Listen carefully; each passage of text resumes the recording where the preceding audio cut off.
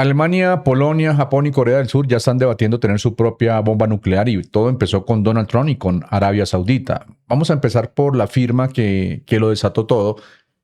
En las últimas horas, Donald Trump se metió a Truth Social a jurarles a los estadounidenses que su acuerdo nuclear con Arabia Saudita era limpio, que era bonito, que era algo hermoso, que no había de qué preocuparse. Textualmente dijo que no habría enriquecimiento de material en ese acuerdo. Uno lee eso y obviamente piensa, bueno, vamos a revisar qué fue lo que realmente se firmó, porque aquí entre Donald Trump diciendo algo en redes sociales y Donald Trump firmando otra cosa, en un documento oficial, bueno, siempre hay una distancia enorme. Y esa distancia normalmente es donde se esconde el problema. Resulta que el acuerdo real, el que no salió en Truth Social, sino en la letra pequeña, es mucho menos restrictivo que los acuerdos que Estados Unidos normalmente negocia bajo el artículo 123 de su propia ley de energía atómica. ¿Y qué dice exactamente? Que Estados Unidos y Arabia Saudita van a hacer un estudio de 2 años sobre el ciclo del combustible nuclear. Si al final de esos 2 años deciden que es viable que Arabia Saudita enriquezca uranio en su propio territorio, Estados Unidos les construye la planta ahí mismo. O sea, que no es que no habrá enriquecimiento, es que hay un cronómetro de 2 años corriendo para decidir si sí lo hay. Y adivinen quién todavía va a ser presidente cuando esté corriendo ese cronómetro o cuando ese cronómetro llegue a 0. Donald Trump. Miren, los expertos en este tema ya han dicho que este tipo de redacción flexible pues, es exactamente el mecanismo que históricamente abre la puerta a programas nucleares que después nadie puede controlar. Y aquí viene la parte que de verdad me preocupa. Si Arabia Saudita no logra probar que es viable enriquecer en 2 años, tampoco puede construir su propia planta por 10 años más. Y pierde acceso a tecnología sensible. O sea que el mensaje real del acuerdo es ya casi, sigan intentando. No es un no definitivo, no es un todavía no. Pero ¿ustedes creen que un país como Arabia Saudita, con el dinero que tiene y la ambición que tiene el príncipe Mohammed bin Salman, se va a quedar tranquilo esperando 2 años a ver si le dan permiso? Yo no creo. Donald Trump también dijo que el acuerdo obligaría a Arabia Saudita a unirse a los acuerdos de Abraham y reconocer a Israel. Pero los primeros reportes, antes de que Donald Trump saliera a corregirse públicamente, decían que eso ni siquiera estaba incluido. O sea que ni siquiera Trump mismo tenía claro lo que había firmado hasta que tuvo que salir a improvisar y hacer la corrección en público. Aquí hay un detalle que Donald Trump pues, no les va a explicar en Truth Social. Mohammed bin Salman, el líder de facto de Arabia Saudita, lo ha dicho de frente, sin rodeos, más de una vez. Si Irán construye una bomba nuclear, Arabia Saudita va a hacer lo mismo. No es una amenaza velada, es una declaración de política de Estado. Y fíjense en el contexto. Irán, después de la guerra con Estados Unidos e Israel, tiene sus instalaciones nucleares literalmente sepultadas bajo escombros. Cualquier ambición iraní de fabricar una bomba, al menos por ahora, pues quedó frenada. Uno pensaría que eso calma las cosas, ¿no? Pues no. Los expertos dicen que puede tener el efecto contrario. Vipin Narang, profesor de seguridad nuclear en el MIT, que trabajó en política nuclear en el Pentágono durante la administración de Joe Biden, lo resumió con una frase que a mí se me quedó grabada. Dijo que volvimos a una era de diversificación nuclear con países nerviosos que ya no confían en que sus protectores, formales o informales, los vayan a cuidar cuando de verdad los necesiten. Y ese protector del que habla el profesor Narang, pues es Estados Unidos. O sea que el mensaje entre líneas es: los países ya no confían en el paraguas de seguridad estadounidense. Y cuando un país deja de confiar en que Washington lo va a defender, ¿qué hace? Pues busca su propia defensa.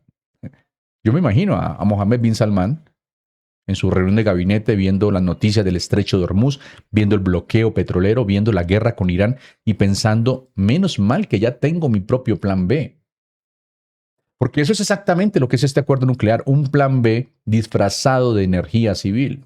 Hay una pregunta que la hizo alguien en X, pero si Arabia Saudita es el mayor exportador de petróleo crudo del mundo, ¿para qué necesita energía nuclear? Bueno, busquen una de las respuestas en el estrecho de Hormuz. Sí, porque Hormuz les enseñó lo peligroso que es depender de un solo barril, depender del petróleo. En 2022 el petróleo representó el 40% del Producto Interno Bruto de Arabia Saudita. O sea, suena a mucho poder, ¿no? Pues resulta que ese mismo país ha tenido déficit presupuestario en casi todos los años de la última década. O sea que toda esa riqueza petrolera en la práctica pues, no les ha alcanzado. Tienen ambiciones carísimas, ciudades futuristas propias de películas de ciencia ficción, como El Quinto Elemento, por ahí. Centros de datos de inteligencia artificial que consumen una cantidad brutal de energía. Y el petróleo solo ya no cubre la factura. Y aquí entra el dato que de verdad conecta esto con la vida real. Los bloqueos del estrecho de Hormuz, producto de la guerra entre Estados Unidos, Israel e Irán, le pegaron un golpe durísimo a las exportaciones petroleras saudíes. Sí, subieron los precios del petróleo y eso amortiguó el golpe económico, pero el mensaje quedó clarísimo para los saudíes.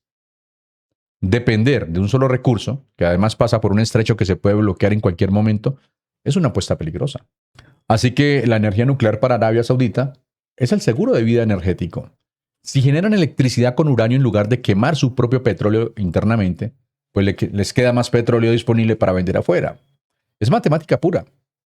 Cada barril que no se queman en casa es un barril más para exportar y cobrar. Miren, hace una década el príncipe Mohammed bin Salman anunció con bombos y platillos la visión 2030 iba a romper la adicción de Arabia Saudita al petróleo, iba a llevar a la mitad de la electricidad del país a fuentes renovables para 2030. ¿Y saben cuánto llevan hoy de energía solar y eólica? Menos del 1%. 1%. El resto sigue siendo gas y petróleo quemado puertas adentro. Por eso el príncipe Mohammed bin Salman dice, bueno, si las renovables no funcionaron, probemos entonces con reactores nucleares a ver si esta vez sí cumplo la promesa que le hice al mundo. Y de paso resulta conveniente que ese mismo programa nuclear civil también le sirva de plan B militar, si algún día lo necesita, ¿no? Qué casualidad. ¿Ustedes creen que un país que ha fallado en cumplir sus propias metas climáticas, que tiene déficit fiscal casi todos los años y que además quiere prestigio geopolítico, va a decir que no a esta oportunidad, a este papayazo que le está dando Donald Trump? Yo no lo creo. Esto no se queda en el desierto saudita, mis amigos. Esto ya prendió una mecha en medio mundo y el que más se está frotando las manos con toda esta paranoia nuclear es Francia. Lo que pasa es que este acuerdo no es un capítulo aislado, es una ficha de dominó y las que siguen ya se están cayendo en tiempo real. Vamos uno por uno, porque esto le llega hasta Europa y a Asia, no solamente a Oriente Medio. En Corea del Sur, amenazada permanentemente por una Corea del Norte que ya tiene armas nucleares, el gobierno ya puso en marcha un plan para desarrollar toda una flota de submarinos de propulsión nuclear, con apoyo directo de Estados Unidos. En Japón, el ministro de Defensa dijo esta misma semana que su país necesita afrontar el papel de las armas nucleares en su defensa. Y déjenme que les diga algo, que Japón, el único país que ha sufrido un ataque nuclear en la historia de la humanidad, esté teniendo esta conversación en público, es una señal de qué tan nervioso está el mundo.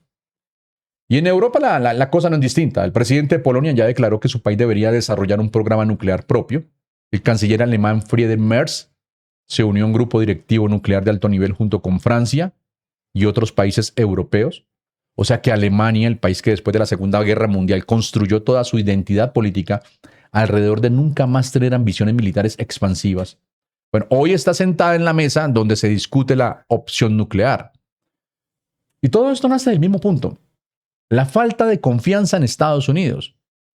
Europa ya no le puede confiar el paraguas de seguridad a Estados Unidos. Entonces tienen que construir uno propio. Y esa desconfianza pues no nació de la nada. Nació de años viendo a Donald Trump tratar las alianzas militares como si fueran contratos de arrendamiento que se pueden cancelar cuando a él se le antoje, cuando se le dé la gana. Me gustó esto que dijo Matthew Furman, profesor de estudios de seguridad en la Universidad de Texas. Lo dice sin adornos, la mejor herramienta de no proliferación que ha tenido Estados Unidos han sido sus alianzas militares. Si Washington no hubiera extendido protección nuclear a tantos países durante décadas, pues hoy viviríamos, según el profesor, en un mundo con muchísimos más países armados con bombas nucleares.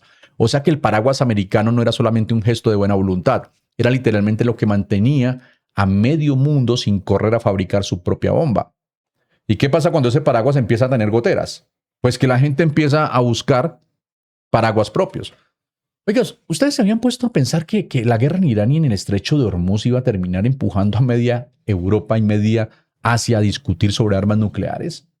Una locura. Vamos a hablar de un país, Francia, porque resulta que Emmanuel Macron ya anunció que el próximo medio siglo va a ser la era de las armas nucleares y no lo dijo con miedo. Lo dijo con ambición. Es que fíjense en esto. Mientras medio mundo está entrando en pánico nuclear, hay un país que está viendo esta crisis como si fuera una oportunidad de oro. Francia. Francia junto con el Reino Unido. Es una de las dos potencias nucleares de Europa Occidental y se acaba de comprometer a ampliar su propio arsenal y a ofrecerle a sus vecinos europeos algo que ellos llaman disuasión extendida. Básicamente un paraguas nuclear francés para compensar la retirada de Estados Unidos. O sea que Francia se está ofreciendo prácticamente como el nuevo protector nuclear de Europa. Justo cuando el protector de siempre, Estados Unidos, empieza a generar dudas. Y aquí está lo irónico. Siempre hay algo irónico, ¿no? Francia se está vendiendo hoy como el país responsable y moderador de esta nueva era nuclear. Pero históricamente ha sido uno de los principales vendedores de tecnología nuclear del mundo. Francia ayudó a desarrollar los programas nucleares de Israel, de Irak y de Pakistán. O sea que el mismo país que hoy se pone la capa de héroe nuclear fue durante décadas parte del problema. Ahora todos quieren aparecer como los adultos responsables en el cuarto después de haber vendido las herramientas que armaron el desorden. ¿Se dan cuenta? Pero miren, el verdadero problema de fondo, el que de verdad me quita el sueño, es el precedente. Cuando Estados Unidos firmó su acuerdo nuclear civil con los Emiratos Árabes Unidos en 2009, bajo la administración de Barack Obama, bueno, ese acuerdo le prohibió a los Emiratos enriquecer combustible nuclear. Le cerró por completo el camino hacia armas nucleares. Los expertos lo llamaron el modelo a seguir en materia de no proliferación durante 15 años. ¿Y qué acaba de hacer Donald Trump? Romper ese modelo por completo con Arabia Saudita. Miren, Gary Samore, el mismo experto de Brandeis que mencionamos antes, hizo la pregunta que resume todo este episodio. Si Estados Unidos le da estas condiciones a Arabia Saudita, ¿qué le impide a Rusia negociar un acuerdo similar con cualquier otro país? Y lo peor es que según los mismos analistas, ni siquiera hace falta que Arabia Saudita termine fabricando una bomba nuclear. El daño ya está hecho, con el simple hecho de haber abierto la puerta. Porque ahora cualquier otro país con más capacidad técnica que Arabia Saudita, y hay varios, puede llegar a Washington a exigir exactamente las mismas condiciones. Y si Estados Unidos ya se dio una vez, ¿con qué autoridad moral le dice que no al siguiente? Bueno, antes de cerrar, quiero hablar sobre algo que preguntó un suscriptor. ¿Por qué le interesa tanto a Estados Unidos meterse en esto? Porque aquí no hay ninguna generosidad, mis amigos. Aquí lo que hay son intereses bien concretos. Y con Donald Trump siempre hay un interés de por medio. Un suscriptor me escribió diciendo que Estados Unidos tiene 9 bases militares en Arabia Saudita. 9. Yo fui a verificar el dato y la cifra exacta no es esa. Lo que sí está confirmado es que Estados Unidos mantiene presencia militar permanente en la base aérea Príncipe Sultán.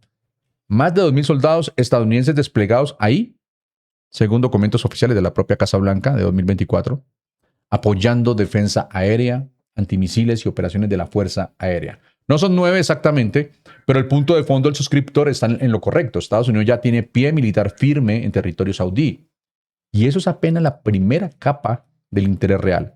Porque fíjense en esto, el acuerdo nuclear no es un favor diplomático, es negocio puro. Empresas estadounidenses van a construir y operar las centrales nucleares en Arabia Saudita. Y eso significa miles de millones de dólares en contratos para compañías estadounidenses. Trump, que se ha pasado toda su carrera política mezclando intereses de Estado con negocios propios y de sus aliados, encontró en Arabia Saudita el socio perfecto. Un país con billetera ilimitada, dispuesto a pagar generosamente por tecnología, por armamento y ahora por reactores nucleares. Y hay una segunda capa, todavía más fría. Contener a Rusia y a China. ¿Por qué? Durante años, Arabia Saudita amenazó con desarrollar tecnología nuclear de la mano de potencias rivales si Washington no le daba lo que pedía. Entonces Estados Unidos no solamente está vendiendo reactores, está comprando lealtad geopolítica, asegurándose que Riad no se voltee hacia Moscú o hacia Beijing, en un momento en que el tablero de Oriente Medio ya está bastante inestable después de la guerra con Irán. Y aquí está lo que le da la vuelta a todo este episodio. Donald Trump no está protegiendo a Estados Unidos con este acuerdo. Lo está exponiendo. Porque cada país que vimos en este episodio, Corea del Sur, Japón, Polonia, Alemania, está mirando este precedente y sacando la misma conclusión. Si Washington ya no es un socio confiable, bueno, mejor conseguirse un plan propio. Y eso, mis amigos, es exactamente lo contrario de lo que Estados Unidos construyó durante 7 décadas desde que Eisenhower propuso átomos para la paz en las Naciones Unidas. ¿Ustedes creen que un mundo con más países armados nuclearmente es un mundo más seguro para usted y para su familia? Porque eso es literalmente lo que este acuerdo está empujando. Nos vemos en el próximo video de La Jugada Política. Ya sabes cómo apoyar, suscribiéndote, comentando, compartiendo, dándole like. Si quieres apoyar de otra manera, únete como miembro del canal. Si estás en Facebook, sígueme en Facebook. Un abrazo para todos y muchas bendiciones.